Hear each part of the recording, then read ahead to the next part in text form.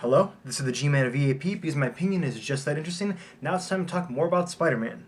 Okay, so at the end of The Amazing Spider-Man 2, there's that room with Doc Ock's wings, with the Vulture's wings and Doc Ock's tentacles, and the Rhino suit for some reason, which is out of proportion and it's really strange.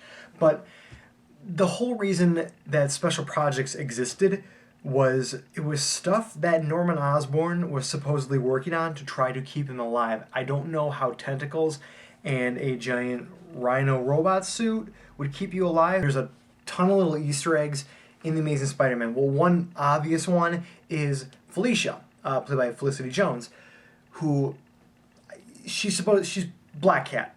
Felicia's Black Cat. They never say that she's Felicia Hardy, but what else is she's supposed to be? I was kind of hoping that when she was talking about special projects that she was going to tell Harry, hey, it's kind of off the books, but I can get in there for you, and then she shows up and she's in like a black spy suit and she breaks in. That would have been kind of cool, but no. There's also a reference to Venom when Harry opens up all those files, and there's a deleted scene where they keep walking past all the things in special projects and you see like a canister with a black substance. And since Venom has been confirmed to be part of these movies, at least before they ended up rebooting it again, that would make sense to believe that that's Venom.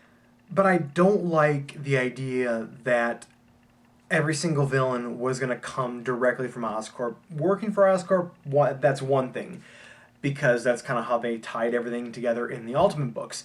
I would have liked something like Otto Octavius worked for Oscorp, was in an accident, his brain got grafted to the tentacles, and they took the tentacles from him, and then a Vulture man, I can't remember what his name is, made the wings, had a life of crime, they kidnapped him, and they took the wings. And then the Sinister Six is them kind of getting their stuff back and working together. Because these characters have some cool origins, and to completely just be like, oh, they're just guys that Norman Osborn hired to specifically have these things. Doc Ock's, a big part of Doc Ock is him and his tentacles and all the work that he's done with them, the fact that he made them, the fact that he's very familiar with how they work, and that he's become good at them, good at using them over time, and it cheapens the villain's orange.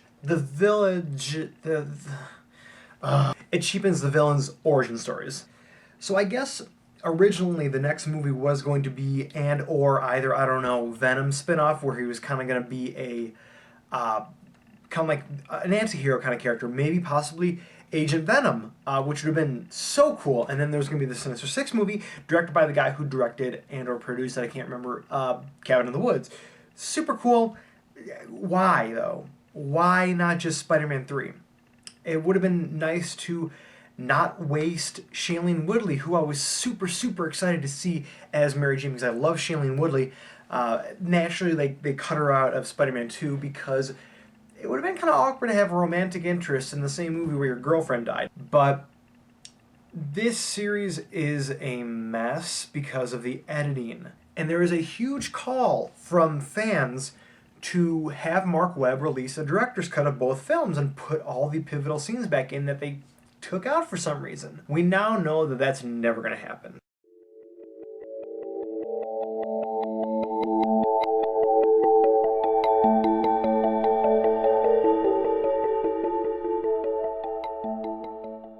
And then, after the release of The Amazing Spider-Man 2, there were talks about him possibly joining the Marvel Cinematic Universe.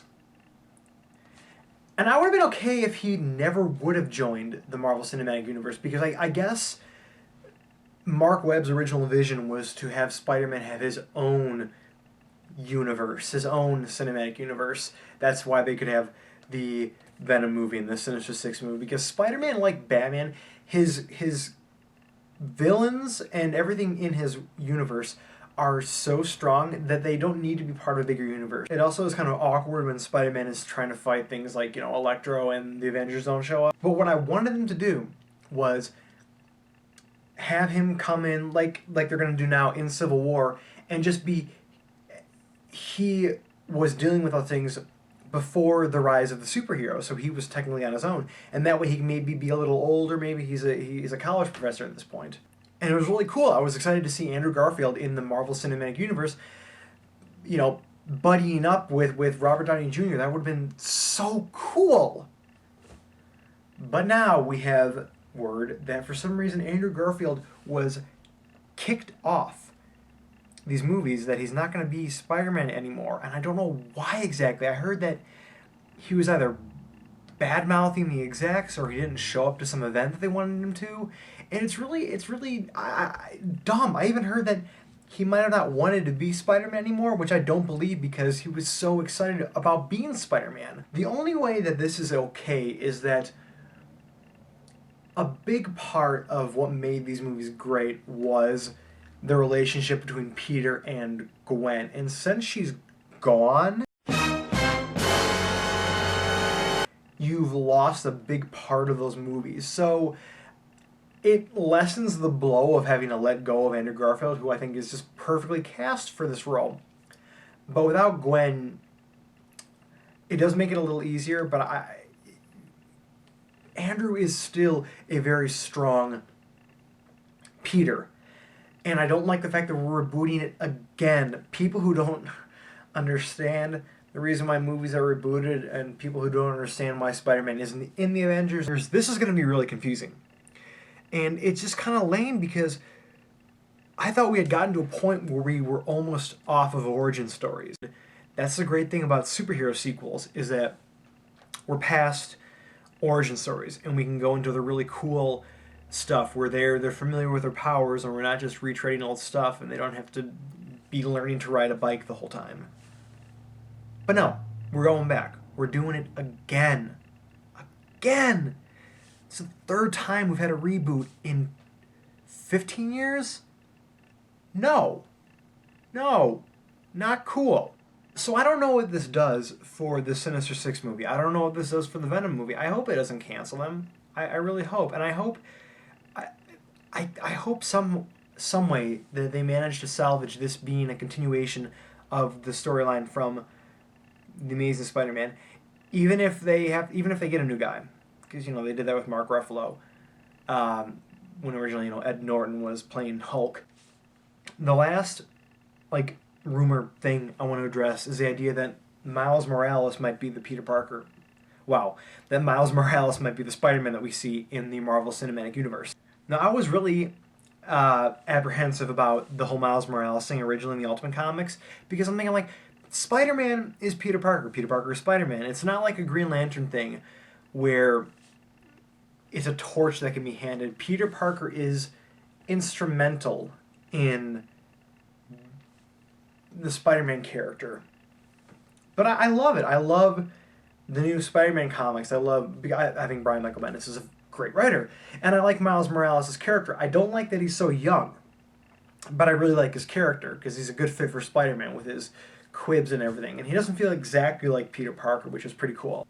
But I don't think this is good to be the first character when Spider-Man makes the jump to the Avengers universe, because people are going to be really confused as why is this black kid Peter Parker? Why, I keep saying that. Why is this black kid Spider-Man? Where did he come from? Yeah, it would be really cool if Miles Morales does show up in the Marvel Cinematic Universe, if something happens to Peter and he gets replaced. But not yet. Just get through 2 movies with Peter Parker. It'd be like if the first Superman movie had one of the guys from Reign of the Superman, or if the first Batman movie had Dick Grayson. Anyway, it's going to be interesting to see. I'm pretty sure this is just a rumor at this point. I don't really know any of the actors that are actually being considered for Peter Parker, and I actually met Peter Parker this time. It's going to be interesting to see, but I'm really kind of sad that we only got these 2 movies out of the deal, because I like the direction Mark Webb was taking these films. I don't like the direction that the studio ended up taking these films. I think they should have gotten out of his way and let him do what he wanted to do, him and the writers. But it was a cool... It almost seems like an experiment at this point. But I guess we just have to wait and see. This is the G-Man of VAP, signing off. I will see you next time.